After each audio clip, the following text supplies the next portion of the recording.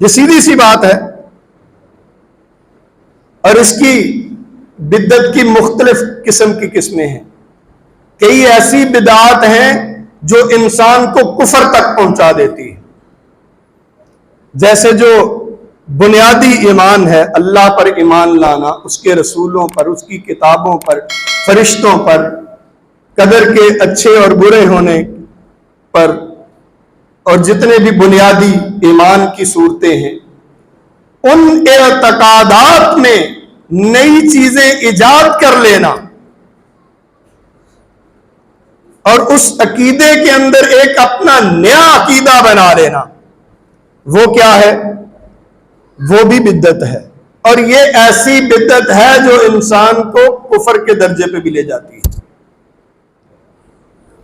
اسی لیے آپ صلی اللہ علیہ وسلم کے صحابہ کیا کرتے تھے کہ کوئی مسئلہ پیش آ جاتا، چھوٹے سے چھوٹا مسئلہ بھی، تو کیا دیکھتے تھے؟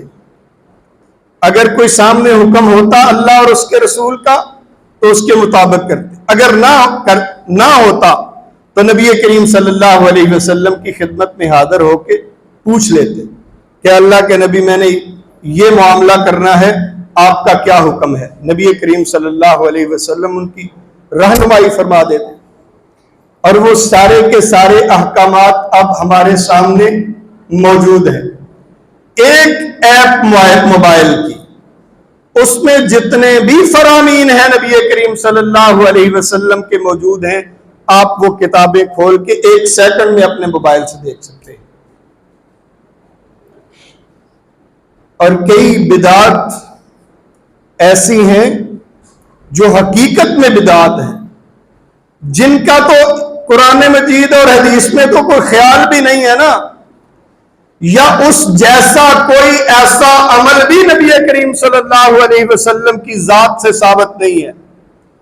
یعنی جو ہوتا ہے نا مشابہ، کوئی تھوڑا سا کوئی شک ہو کہ یہ کام کیا ہوگا، اس کو کہتے ہیں بدعت حقیقی، جس کا اصل بدعت کہ جس کا کوئی تصور ہی اسلام میں نہیں ہے. جیسے عید میلاد النبی ہے، اس کا نہ قرآن مجید میں کہیں ذکر، نہ حدیث میں ذکر، اور ہمارا آگے سے آرگومنٹ کیا ہوتا ہے کہ کہاں لکھا ہے منع؟ بھئی اللہ اور اس کے رسول صلی اللہ علیہ وسلم اور ان کے صحابہ نے نہیں کیا تو منع ہے.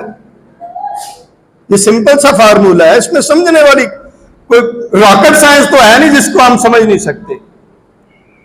ان مسائل کو ہمیں سمجھنا ہوگا. اور کئی بدعات ایسی ہیں جو ہم معاملات میں کرتے ہیں. معاملات میں کیا کرتے ہیں کہ اللہ کے نبی صلی اللہ علیہ وسلم نے اللہ سے قرب کا طریقہ بتلایا کہ آپ نے نماز پڑھنی، تہجد کی نماز ہے، نفلی نماز ہے، فرضی نماز ہے، کوئی بھی نماز ہے، لیکن اللہ کے نبی صلی اللہ علیہ وسلم نے وہ چیزیں مباح قرار دی، جائز ہیں، لیکن ہم کیا کہتے ہیں کہ ہم نے نہیں وہ کرنی.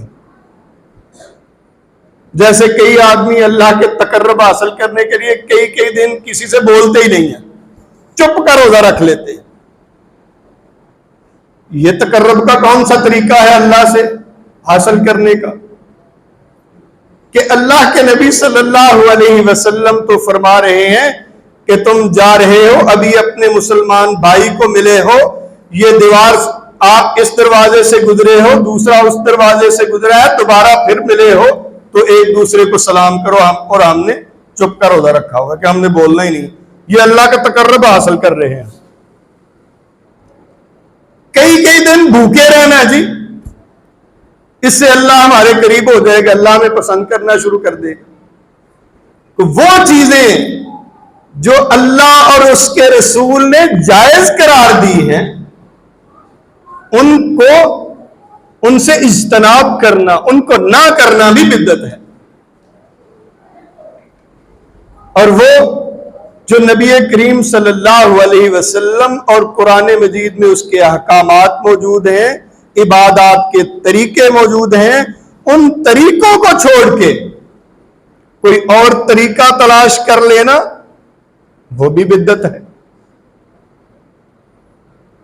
یوں سمجھ لیجئے کہ ہم نے اپنی زندگی کے 24 گھنٹے اس طرح گزارنے ہیں کہ ہمارا ہر عمل، ہماری سوچ کا ہر پہلو، ہمارا عقیدہ، ہمارے معاملات، ایک دوسرے سے ملنا جلنا، معاملات، لین دین، قرض لینا دینا، جتنے بھی زمینوں اور جتنی بھی اشیاء ہیں ان کی خرید و فروخت، وہ اللہ اور اس کے رسول کے طریقوں کے مطابق ہونی چاہیے۔